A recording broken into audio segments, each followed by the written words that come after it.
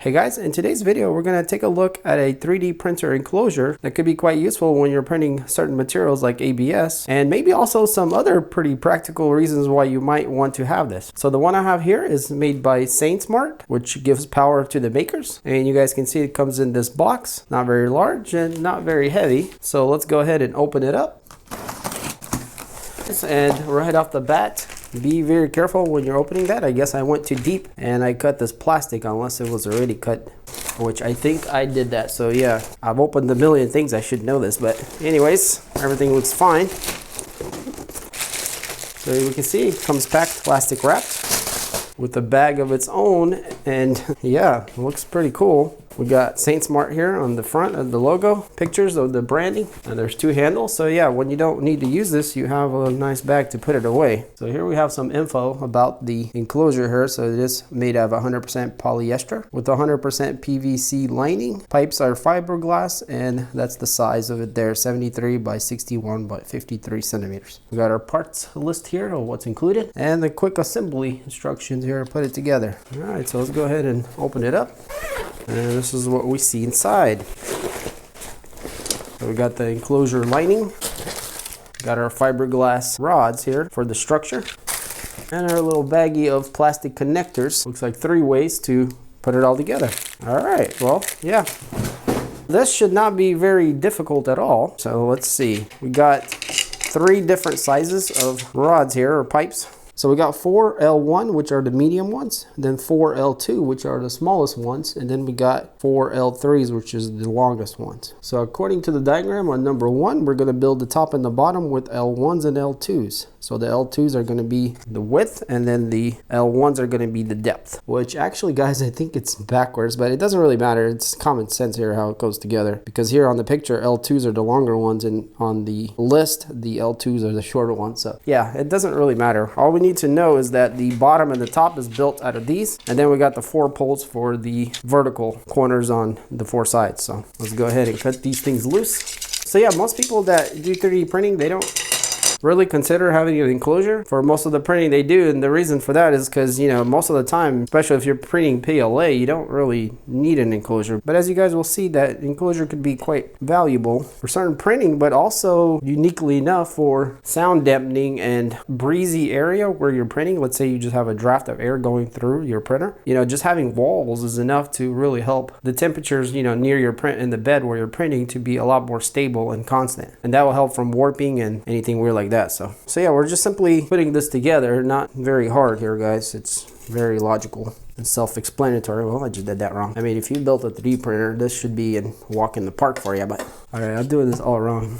So grab the longer one, but the shorter ones are going to be on one side like this, and then the longer ones will be in between. So very simple here, and you guys can see this is going to be a pretty big enclosure, and you will need a pretty large one even for a smaller printer because of, you know, everything has to fit inside. All right, so we got one. Now we just need to build another one just like this, and we got 2 of them. That was simple enough. So the next part is pretty obvious. We're going to grab the longest ones, and we're going to literally connect. This thing's definitely larger than I thought. I'll move this for a second, but yeah, we're just going to have a bottom and then a top. So we'll just start here with the bottom. Yeah, I'm gonna have a hard time probably fitting this in the frame here in the camera. Let's see. All right, so maybe you can see that a little better. So now we're gonna grab the top and connect it up here. Yeah, this is quite a large structure, and you definitely have to consider the room for it. Very cool. So yeah, we have this pretty sturdy frame here. All right, now we should be able to somehow put this outer shell here around it, or in it, I guess. So there's a few axes here and there. But I think what we need to do is unzip the front here, which has this really nice large window. And it looks like, okay, so the whole thing unzips completely, the whole top. So yeah, I can't really show you guys everything, but yeah, it completely comes apart where we can put the frame in it. Because we do have some Velcros here on the end, and I think this is one of the sides that the Velcro part hangs up on the top here to kind of hold itself. So yeah, so I guess the piece that we want to be going in is this one here. Okay, maybe I can go into it sideways. I'll go ahead and Velcro the side here. So yeah, there's just little Velcro straps that go around the tubing itself. You guys probably can't see, but so this is actually the side. So the depth is actually longer than the width. So now that we got one of our sides in, we should be able to work with getting the other one a little easier since it's holding on now. So we're getting somewhere now, starting to take shape. So trying to be pretty careful not to overstress anything, but it is slipping on pretty easily now that we kind of have all our stuff in the right place. And it's actually a pretty good fit. It's, you know, stretches over. So yeah, we got this side Velcroed here. Now we need to Velcro on this other side. And this is just kind of, you know, going to help keep it all together, I guess. All right, so this is our top here. So let's go ahead and stand it up so you guys can see exactly what it looks like. So the top completely zips off, as you guys can see here. And if I bring it down, you guys can't see, but on the top there's zippers that go down all around, and then we have an enclosed area. And so this is our enclosure box, and it's quite large, guys. So we can see here on one of the sides, we've got some kind of like straps here, handles, and these are actually for holding spools. So here I have a spool of red filament. Let's go ahead and thread it through there. And it just Velcros like that, and it holds it on the side. Same thing for this one, just like that. So yeah, I mean, pretty cool, I guess, if you wanted to store your filament here on the side of the box. And as you guys can see, we have pockets here, and in these pockets you can put tools and, you know, whatnot else that you need to just kind of organize. So this is, you know, for organizing on this side here. So we're looking at the left side if you're looking at the front. So let's go ahead and turn to the back. You can see it's pretty clean, and we do still have a little bit of wrinkles because we just, you know, unwinded it. So as it sits, it's going to get much straighter. And then to our right side here from the front, some more things. We got a couple more straps to hang a couple more filaments. So you guys can see you can hold quite a few things. And you can even, you know, put other things here or even parts to something. So we got some stretchy bands here for tools also and whatnot else. But over here to the side, we can see we have an opening, and it does open, looks like from the bottom. Wrap it up, and then it'll stick to itself here. So you got an opening here that you can access the printer from the side. So, you know, depending on what you're doing, it might be easier to just pop in here and do it real quick. And obviously you can come in here from the front also. So yeah, and we got a pretty nice clear window, pretty transparent. You can see everything. And yeah, this is what the inside looks like. So we got this reflective kind of insulation that, you know, helps keep the heat in and also helps with the noise and things like that. So yeah, looks pretty cool, guys. And I guess we haven't looked at the top yet. Let me go ahead and remove these for a second.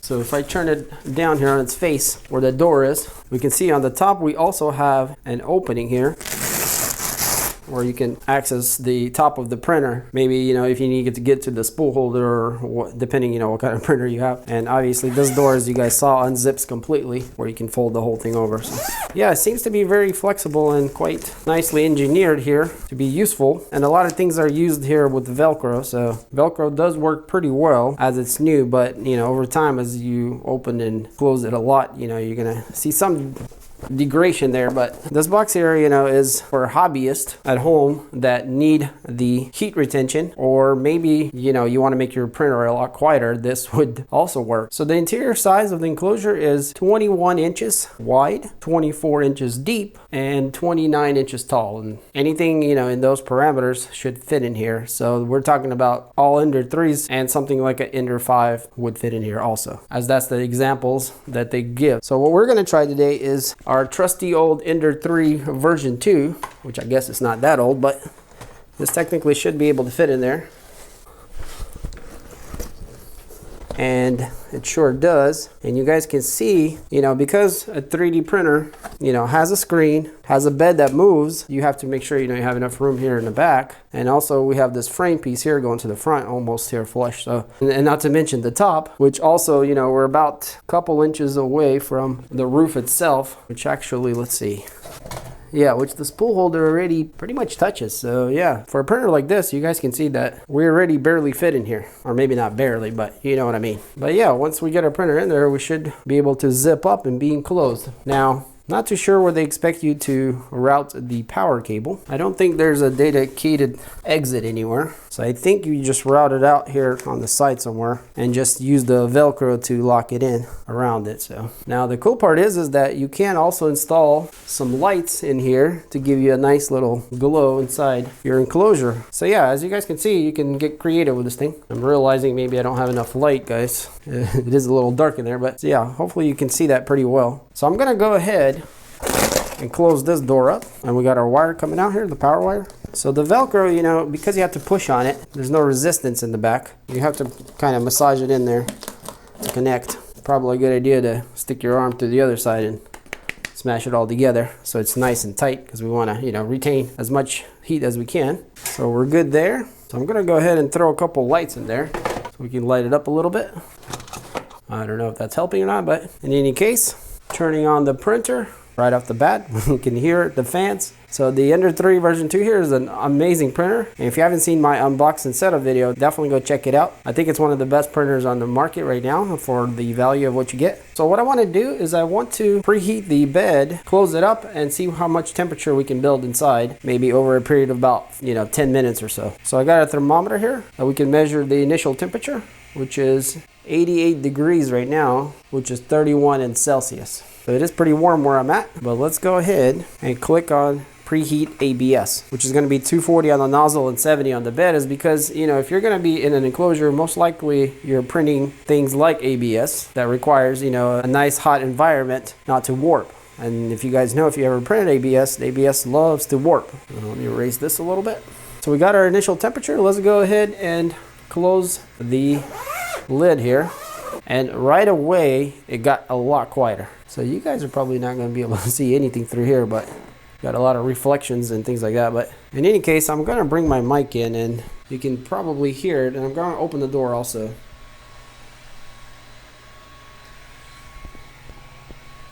I mean, this printer is pretty loud with its fans. Definitely lost a lot of the sound. And if I open the door,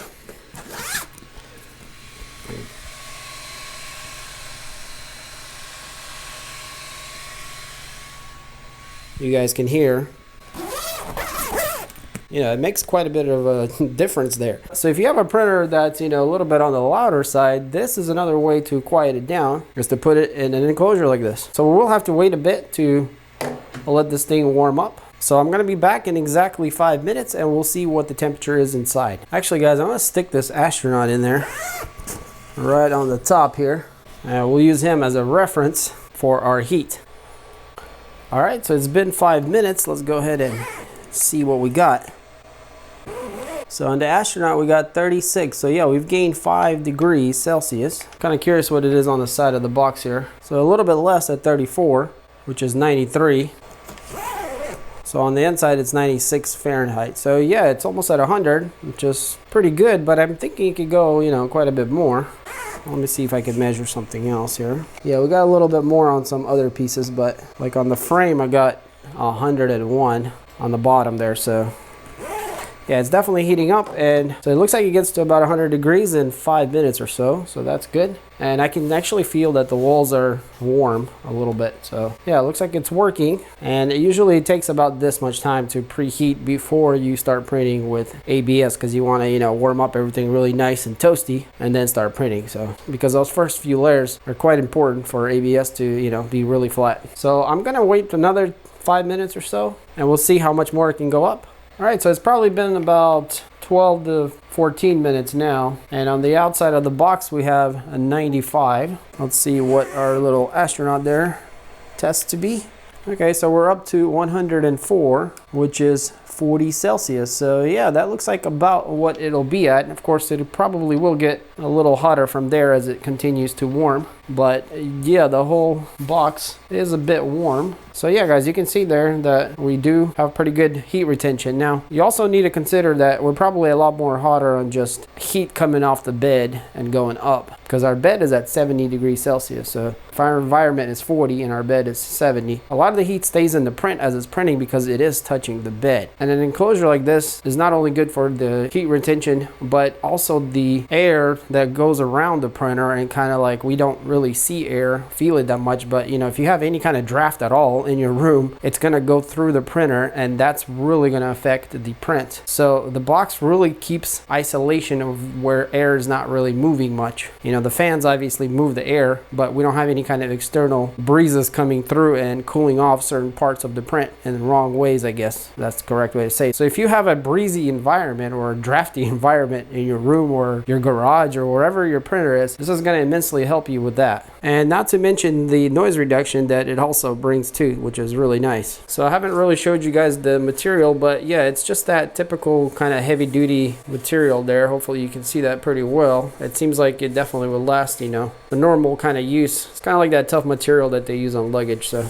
window is also very nice because you can see, you know, your printer inside. Very cool. Again, you know, you can't fit anything huge in here, but the Ender 3 here, you guys see, fits perfect, and anything similar to that will also fit. So yeah, maybe like a Core XY machine, it doesn't have too much bulk, also fit in there. It's like a square. So yeah, you do have these storage things here on the side, which is nice. Also on this other side. So yeah, as we talked about, guys, if you're somebody that, you know, are in an environment that has a lot of drafty air and needs to control that, a box like this works perfect for noise control. And obviously for the most obvious part is that, you know, you need to print under more controlled temperatures so your prints don't warp. This will help you immensely there. So all right, so hopefully this video was pretty helpful. If you are interested in the enclosure, check out the links in the description. And also if you don't have an Ender 3 version 2 yet, check that out. So if you guys like this video, then hit that like button. If you want to see some more videos, check out my playlist of 3D printer reviews I've done. I'm sure you'll find something interesting there. Also, stay tuned for more videos, and as always, thanks for watching, and I'll catch you in the next one. Peace.